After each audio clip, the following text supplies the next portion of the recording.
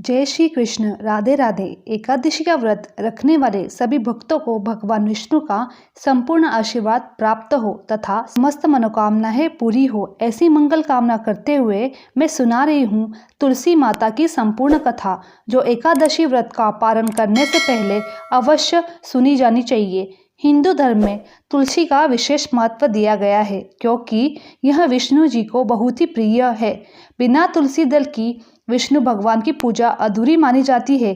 इसीलिए एकादशी का व्रत रखने वाले को द्वादशी तिथि पर तुलसी पूजा अवश्य करनी चाहिए, क्योंकि एकादशी को कहा जाता है कि अगर एकादशी के दिन तुलसी के पौधों में जल नहीं सींचना चाहिए, क्योंकि इस दिन हम सिर्फ तुलसी माता की कथा सुन सकते हैं, लेकिन तुलसी मैया की पूजा नहीं कर सकते, क्योंकि इस दिन तुलसी माता स्वयं भगवान विष्णु की पूजा में लीन होती है।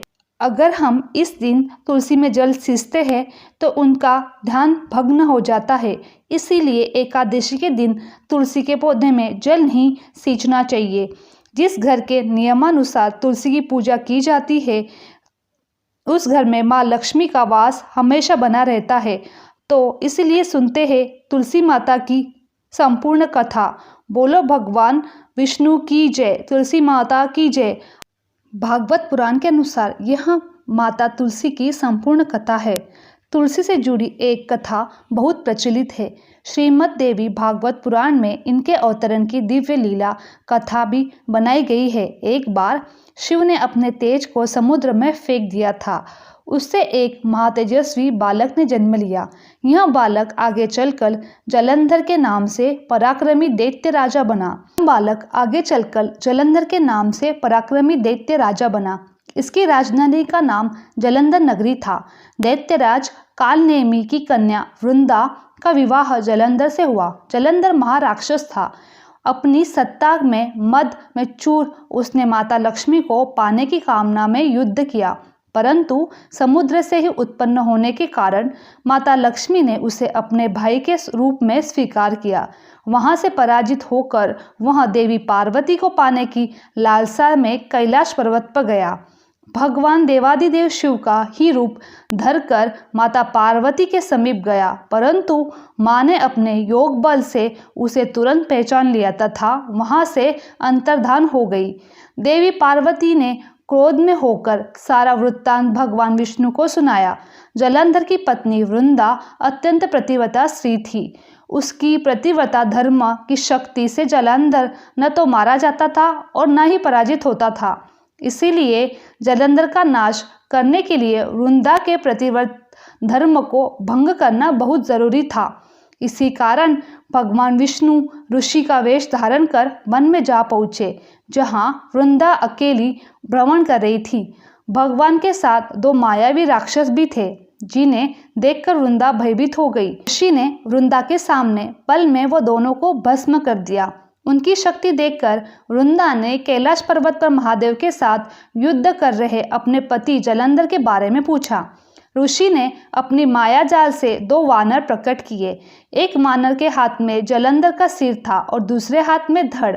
अपने पति की यह दशा देखकर वृंदा मूर्छित होकर गिर पड़ी।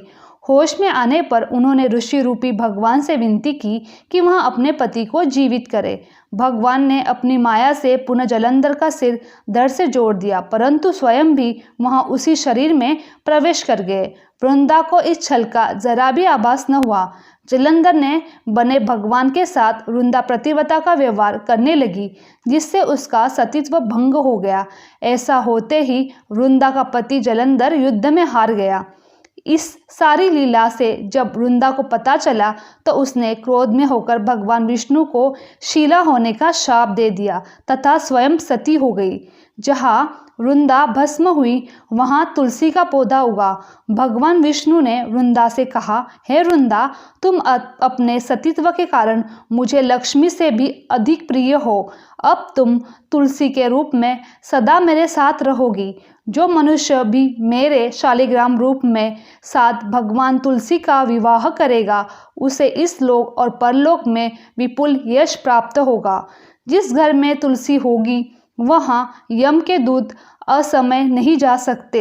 गंगा व नर्मदा के जल में स्नान तथा तुलसी का पूजन बराबर माना जाता है। चाहे मनुष्य कितना भी पापी क्यों न हो, मृत्यु के समय जिसके प्राण में मंजीरा तुलसी की और गंगा जल मुख में रखकर निकल जाते हैं, वहाँ पापों से मुक्त होकर वैकुंठ को प्राप्त होते हैं। जो मनुष्य तुलसी व आंवले की छाया में अपने पितरों का श्राद्ध करता है, उसके पितर को मोक्ष प्राप्त होता है। उसी दैत्य जलंधर की यह भूमि जलंधर नाम से विख्यात है। सती वृंदा का महिला मोहला कोट किशनचढ़ में स्थित है। कहते हैं इस स्थान पर एक प्राचीन गुफा थी जो सीधी हरिद्वार तक जाती थी। सच्चे मन से 40 दिन तक सती वृंदा देवी के मंदिर में पूजा करने से सभी मनोरथ पूर्ण होते हैं। बोलो तुलसी मैया की जय।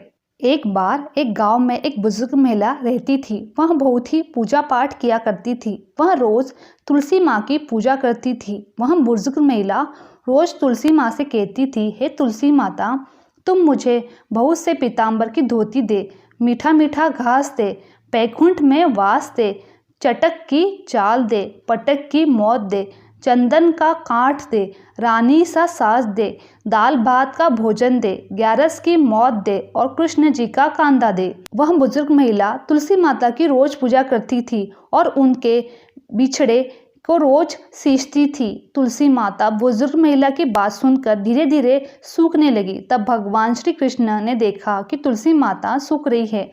तभी एक दिन भगवान श्री कृष्ण तुलसी माता जी के पास प्रकट हो गए और भगवान श्री कृष्ण जी ने तुलसी माता से पूछा, तुम क्यों सूख रही हो? सभी महिलाएं तुम्हारी पूजा करती है, तुमको सींचती है, लेकिन फिर भी तुम सूखी जा रही हो, क्या कारण है इसका?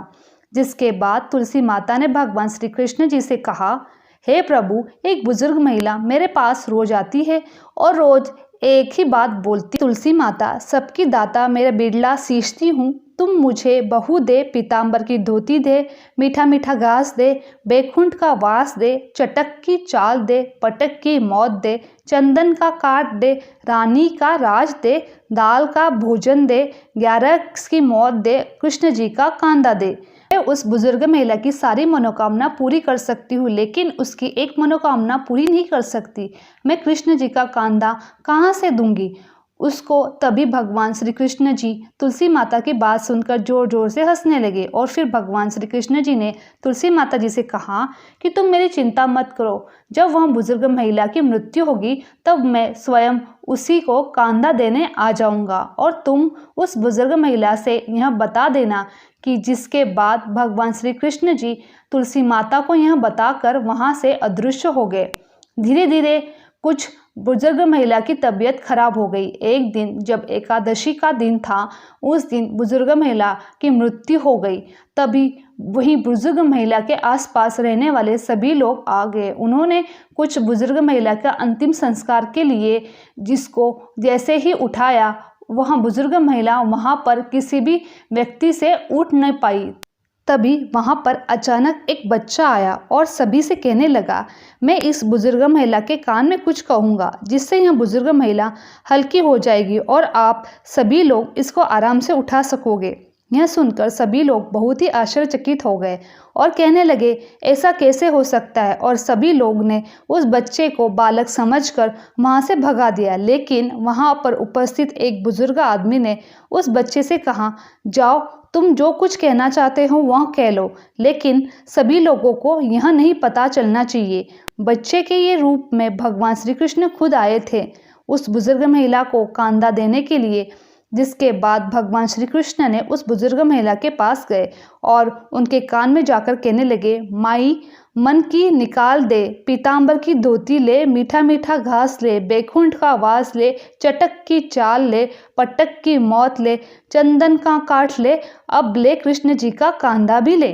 भगवान श्री कृष्ण ने इतना बोलते ही वह बुजुर्ग महिला हल्की हो गई और फिर भगवान श्री कृष्ण ने सभी लोगों के साथ मिलकर उस महिला को कांदा दिया और उस बुजुर्ग महिला का अंतिम संस्कार कर दिया। जिसके बाद उस बुजुर्ग महिला को मोक्ष की प्राप्ति हो गई।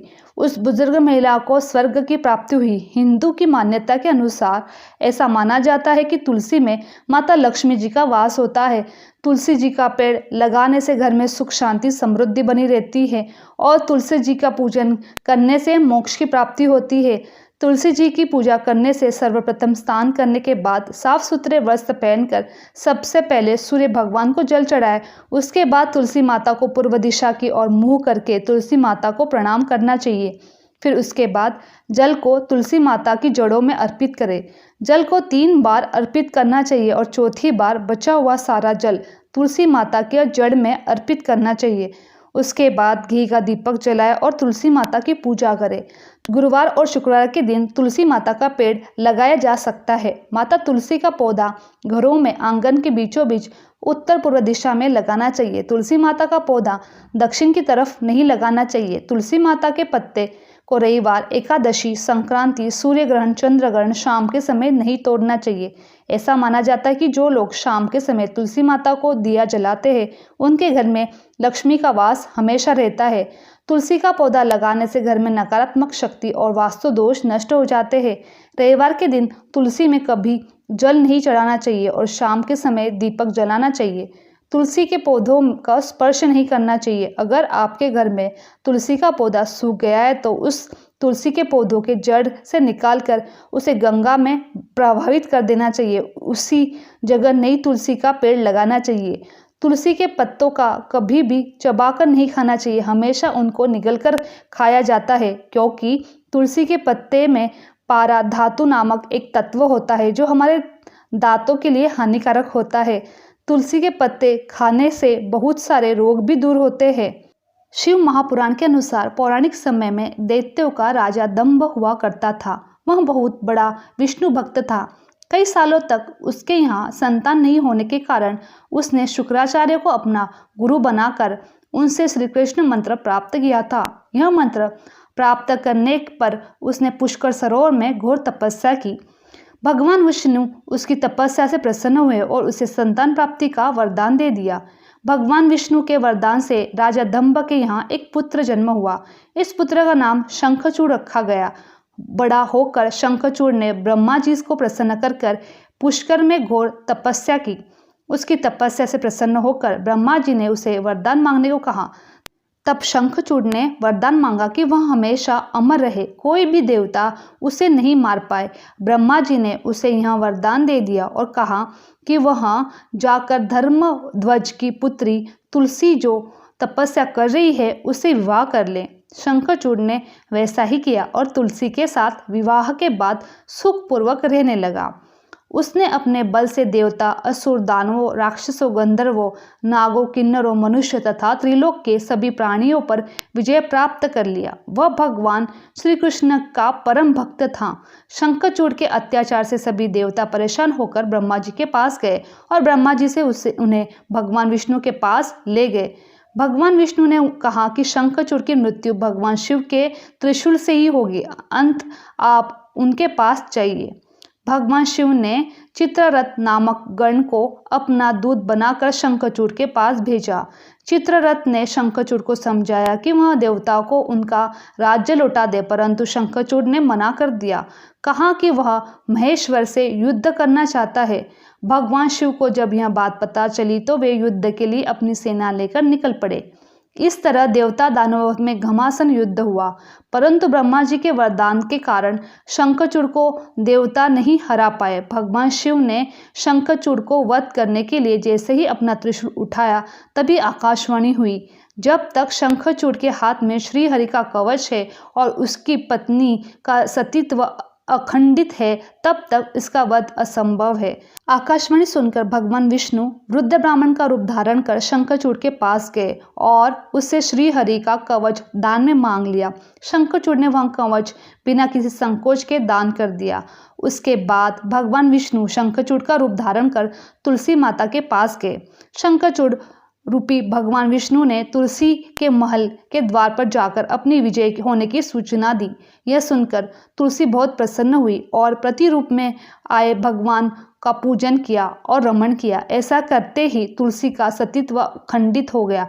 भगवान शिव ने युद्ध में अपने त्रिशूल से शंखचूड़ का वध कर दिया। तब तुलसी को पता चला कि उनके पति नहीं है बल्कि वो भगवान विष्णु है। क्रोध में आकर तुलसी ने कहा कि आपने छलपूर्वक मेरा धर्म भ्रष्ट किया है और मेरे पति को मार डाला। अंत में आपको शाप देती हूँ कि आप पाषाण होकर धरती पर रहे। तब भगवान विष्णु ने कहा, देवी, तुम मेरे लिए भारतवर्ष में रहकर बहुत दिनों तक तपस्या कर चुकी हो। तुम्हारा यह शरीर नदी रूप में बदलकर गंडकी नामक नदी के रूप में प्रसिद्ध होगा। तुम पुष्पों में श्रेष्ठ तुलसी का वृक्ष बन जाओगी और सदा मेरे साथ रहोगी। तुम्हारे शाप को सत्य करने के लिए पाषाण या शालिग्राम बनकर मैं रहूंगा। गंडकी नदी के तट पर मेरा वास होगा। बोलो तुलसी माता की जय, भगवान विष्णु की जय। ओम नमो भगवते वासुदेवाय। मेरी ये वीडियो आप लोगों को अच्छी लगी तो चैनल को लाइक, शेयर और सब्सक्राइब करना ना भूलें। आप सभी का धन्यवाद।